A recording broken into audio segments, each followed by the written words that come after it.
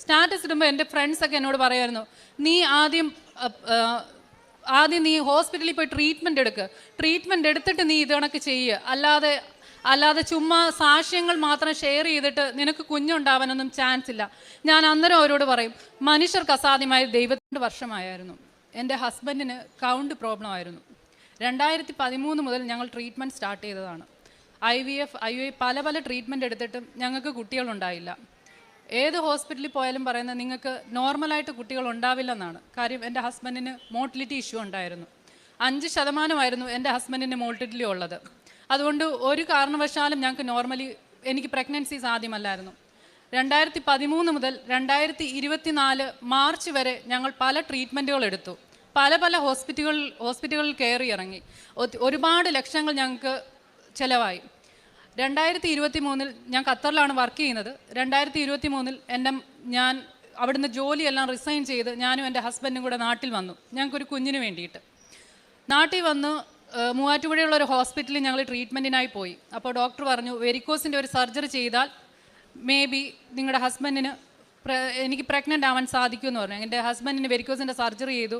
ആ surgery failure ആയിരുന്നു. കാര്യം എൻ്റെ ഹസ്ബൻഡിനുള്ള കൗണ്ടും മോട്ടിലിറ്റിയും കൂടെ കുറയുകയാണ് ചെയ്തത്. അങ്ങനെ അവസാനം ഞങ്ങളുടെ കാശെല്ലാം നഷ്ടപ്പെട്ട് ഞങ്ങൾ വീണ്ടും ഖത്തറിലേക്ക് തിരിച്ചുപോയി. അവിടെ വെച്ച് എൻ്റെ ഹസ്ബൻഡിന് ജോലി നഷ്ടമായിട്ട് ജോലിയില്ലാതെ കുറേ നാൾ നടന്നു. ആ സമയത്താണ് എൻ്റെ മമ്മി കൃപാസനത്തിൽ വരുന്നത്. കൃപാസനത്തിൽ വന്ന് പ്രാർത്ഥിച്ചതിന് ശേഷം ഞാനും എൻ്റെ ഹസ്ബൻഡിനും ഓൺലൈൻ വഴി ഉടമ്പടി എടുത്ത് 2 ദിവസത്തിനുള്ളിൽ തന്നെ എൻ്റെ ഹസ്ബൻഡിനൊരു ജോലി റെഡിയാവുകയും ഞാൻ കൃപാസനത്തിലെ 5:30 പ്രാർത്ഥന ചൊല്ലുകയും അതേപോലെ തന്നെ എല്ലാ ദിവസവും ഉടമ്പടി ധ്യാനത്തിൽ ചൊവ്വാഴ്ചകളിൽ ഉടമ്പടി ധ്യാനം കൂടി എല്ലാം ചെയ്തു. പക്ഷേ എങ്കിലും എൻ്റെ പ്രാർത്ഥന അത്ര പ്രോപ്പർ അല്ലായിരുന്നു. ഞാൻ ചെയ്യുന്ന പ്രാർത്ഥനയോ ഒന്നും പ്രോപ്പർ അല്ലായിരുന്നു. എനിക്ക് കറക്റ്റ് ടൈമിന് എഴുന്നേൽക്കാൻ സാധിക്കുന്നില്ലായിരുന്നു. പിന്നെ ഇവിടെയുള്ള ഓരോ സാക്ഷ്യങ്ങൾ കേൾക്കുമ്പോൾ ഞാൻ അത്ഭുതപ്പെടാറുണ്ട്. ഇങ്ങനെയൊക്കെ നടക്കുമോ? എൻ്റെ മനസ്സിൽ തന്നെ ഞാൻ ചോദിക്കുമായിരുന്നു, ഇങ്ങനെയൊക്കെ നടക്കുമോ? ഇതൊക്കെ സാധ്യമാണോ? പക്ഷേ ലൂക്ക 18:27 വചനം ഞാൻ എപ്പോഴും ഓർക്കുമായിരുന്നു. മനുഷ്യർക്ക് അസാധ്യമായത് ദൈവത്തിന് സാധ്യമാണ്. ഈ വചനം ഞാൻ മുറുകെ പിടിച്ചു. 33 പ്രാവശ്യം ഡെയിലി ഞാൻ ചൊല്ലുമായിരുന്നു, മനുഷ്യർക്ക് അസാധ്യമായത് ദൈവത്തിന് സാധ്യമാണ്, മനുഷ്യർക്ക് അസാധ്യമാണ്. എൻ്റെ ജോലി സ്ഥലത്ത് എനിക്ക് 1 മണിക്കൂറോളം ദൂരമുണ്ടായിരുന്നു.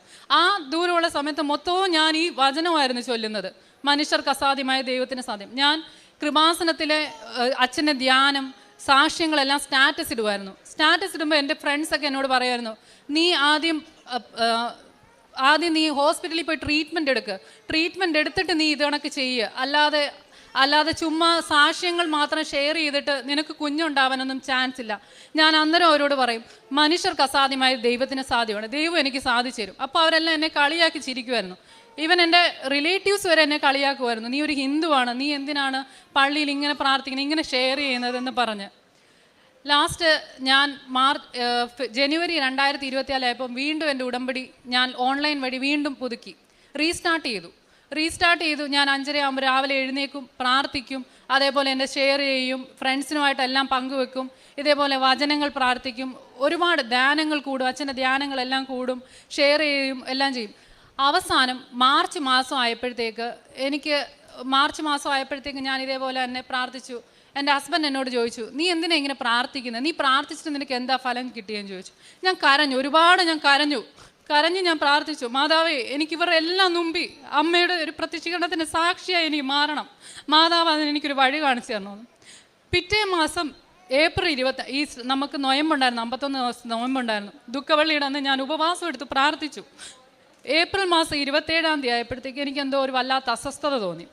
എനിക്കൊരു ഗ്യാസിൻ്റെ ഇഷ്യൂ ആയിട്ട് ഞാൻ ഹോസ്പിറ്റലിൽ പോയെന്ന് പറഞ്ഞു കഴിഞ്ഞാൽ എനിക്കൊരു ലീവ് കിട്ടുമല്ലോ, മെഡിക്കൽ ലീവ് കിട്ടുമല്ലോ, പ്രഗ്നൻ്റ് ആവുമെന്നൊരു ഹോപ്പില്ല. അപ്പോൾ ഡോക്ടർ എന്നോട് പറഞ്ഞു, ഒരു കാര്യം ചെയ്യും, ഗ്യാസ്ട്രോയുടെ ഇഷ്യൂ അല്ലേ, എന്തെങ്കിലും നമുക്കറിയത്തില്ല, സ്കാൻ ചെയ്യാമെന്ന് പറഞ്ഞു. അപ്പോൾ ഞാൻ വിചാരിച്ചു, ഈ ഡോക്ടർ എന്തിനാണ് എനിക്ക് സ്കാൻ ചെയ്യുന്നത്, എനിക്ക് അതിൻ്റേതായ ഒരു ഇഷ്യൂ ഇല്ല, എനിക്കൊരു മെഡിക്കൽ സർട്ടിഫിക്കറ്റ് തന്നാൽ മതി, പിറ്റേ ദിവസം ഞാൻ ലീവ് എടുത്തോളാം. അങ്ങനെ അവിടെ സ്കാനിങ്ങിനൊക്കെ നല്ല റേറ്റാണ്. അപ്പോൾ എൻ്റെ ഹസ്ബൻഡിന് 300 റിയാലാണ് അവിടെ സ്കാൻ ചെയ്യുന്നതിന്. അപ്പോൾ എൻ്റെ ഹസ്ബൻഡ് പറഞ്ഞ്, 300 റിയാലൊക്കെ കൊടുത്ത് സ്കാനിങ്ങിൻ്റെ ആവശ്യമൊന്നും ഇല്ലല്ലോ, നീ അങ്ങനെയുള്ളതൊന്നും നമുക്കില്ല. അങ്ങനെ ഞാൻ അവിടെ സ്കാനിങ്ങിന് പോയപ്പം എല്ലാം പ്രഗ്നൻ്റ് ആയിട്ടുള്ള ലേഡീസാണ് അവിടെ ഇരിക്കുന്നത്. എനിക്കത് കണ്ടപ്പം ഭയങ്കര മാനസിക വിഷമം വന്നു. മാതാവേ, ഞാനെന്നാ ഇങ്ങനെ വന്നിരിക്കുന്നത്, എനിക്കിതിനുള്ളൊരു ഭാഗ്യമുണ്ടോ എന്ന് പ്രാർത്ഥിച്ചു. അന്നേരവും ഞാൻ ചൊല്ലി, മനുഷ്യർക്ക് അസാധ്യമായ ദൈവത്തിന് സാധ്യമാണ്. റിപ്പീറ്റ് ചെയ്ത് ഞാൻ പ്രാർത്ഥിച്ചുകൊണ്ടേയിരുന്നു. അങ്ങനെ ഞാൻ സ്കാനിങ്ങിന് കയറിക്കഴിഞ്ഞപ്പോൾ അവിടെ എന്നെ സ്കാൻ ചെയ്തപ്പോൾ ഡോക്ടർ എന്നോട് ചോദിച്ചു, തനിക്ക് പീരീഡ്സ് ആയോ എന്ന് ചോദിച്ചു. ഞാൻ പറഞ്ഞു ഇല്ല, എനിക്ക് ഈ മാസം ആയിട്ടില്ല. അപ്പോൾ എന്തെങ്കിലും എക്സ്പെക്റ്റ് ചെയ്യുന്നുണ്ടോ എന്ന് ചോദിച്ചു. ഞാൻ പറഞ്ഞു എൻ്റെ 12 വർഷം എൻ്റെ വിവാഹം കഴിഞ്ഞിട്ട് ഇതുവരെ ഞാൻ പ്രഗ്നൻ്റ് ആയിട്ടില്ല എന്ന് പറഞ്ഞു. അപ്പോൾ ഡോക്ടർ പറഞ്ഞു, എന്നാൽ താൻ പ്രഗ്നൻ്റ് ആണ്, 6 വീക്സ് ഇപ്പോൾ ഗ്രോത്ത് ഉണ്ട്, കുഞ്ഞിന് ഹാർട്ട് ബീറ്റും കാര്യങ്ങളും എല്ലാം ഉണ്ടെന്ന് പറഞ്ഞു. ഞാൻ അതിന് മുമ്പ് ഞാൻ അതിന് മുമ്പ് ജോലി ചെയ്യുമായിരുന്നു, വെയിറ്റ് എടുക്കുമായിരുന്നു, എല്ലാം ചെയ്യുമായിരുന്നു. എൻ്റെ കുഞ്ഞിന് ഒരു ആപത്തും കൂടാതെ 6 വീക്സ് പ്രഗ്നൻ്റ്, ഹാർട്ട് ബീറ്റും എല്ലാം ഉണ്ട്, എല്ലാം നോർമലായിട്ട്. പിന്നെ ഞാൻ അന്ന് തന്നെ തീരുമാനിച്ചു, ഞാൻ നാട്ടിൽ വരുമ്പോൾ ആദ്യം ഞാൻ കൃപാസനത്തിൽ വരും, അത് കഴിഞ്ഞിട്ടേ ഉള്ളൂ ഞാൻ എൻ്റെ വീട്ടിൽ പോലും പോകുമെന്നുള്ളത്.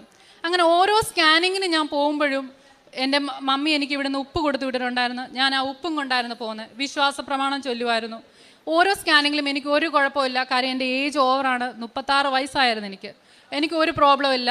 എല്ലാം 6 മാസം വരെ പൂർണ്ണ ആരോഗ്യത്തോടു കൊണ്ട് തന്നെ എനിക്കൊരു പ്രോബ്ലം ഇല്ലാതെ ഞാൻ 6ആം മാസം നാട്ടിലെത്തുന്ന നേരം എല്ലാവരും എന്നോട് പറഞ്ഞു, നീ ഇത്ര റിസ്ക് എടുക്കണ്ട, ആദ്യം വീട്ടിൽ പോ, പിന്നെ കുഞ്ഞുമായിട്ട് കൃപാസനത്തിൽ വന്നാൽ മതിയെന്ന്. ഞാൻ പറഞ്ഞു ഇല്ല, എനിക്ക് മാതാവ് തന്ന കുഞ്ഞാ, എനിക്ക് ഒരാപത്തും വരത്തില്ല, ഞാൻ വരുമെന്ന് പറഞ്ഞു. ഞാൻ അതേപോലെ തന്നെ ഇവിടെ വന്നപ്പോൾ അച്ഛൻ എന്നോട് പറഞ്ഞു, കുഞ്ഞുമായിട്ട് വന്ന് സാക്ഷ്യം പറഞ്ഞാൽ മതിയെന്ന്. അങ്ങനെ 9ആം മാസം വരെ എൻ്റെ പ്രഗ്നൻസിയിൽ എനിക്കൊരു പ്രോബ്ലം ഇല്ലായിരുന്നു.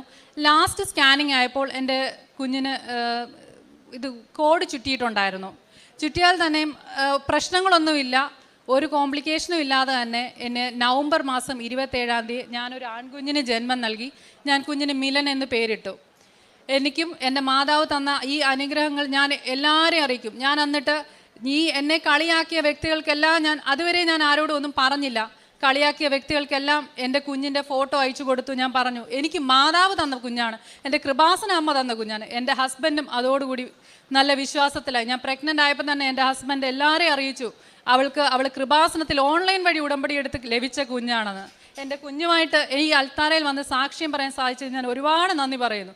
എന്നും എനിക്ക് മാതാവിൻ്റെ സാക്ഷിയായി തന്നെ ജീവിക്കാനും എന്നെപ്പോലെ ഒരുപാട് മക്കളില്ലാതെ സങ്കടപ്പെടുന്ന ഒരുപാട് ദമ്പതികൾക്കുണ്ട്. ഇവർക്കെല്ലാം എൻ്റെ ഈ സാക്ഷി ഒരു പ്രചോദനമാവാൻ വേണ്ടി ഞാൻ പ്രാർത്ഥിക്കുന്നു. മാതാവിനും തിരുകുമാരനും ഒരുപാട്